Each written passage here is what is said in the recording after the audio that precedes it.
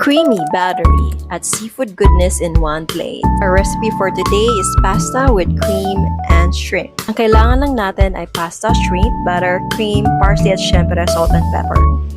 First, pakuluan ng tubig, dagdagan ng asin, importante yan para sa lasang-lasang pasta. Then, lutuin natin hanggang al dente.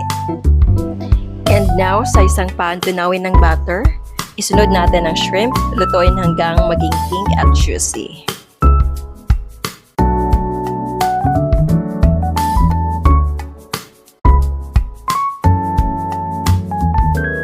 And then, ilagay natin ng cream, timpla ng asin at paminta at haluin hanggang perfect ang consistency. Transfer natin sa plate at lagyan ng fresh parsley at syempre cheese dahil mas maraming cheese, mas masarap. Ayan, napakadali, di ba? Try mo to at i-comment kung ano ang next dish na gusto mong gawin natin.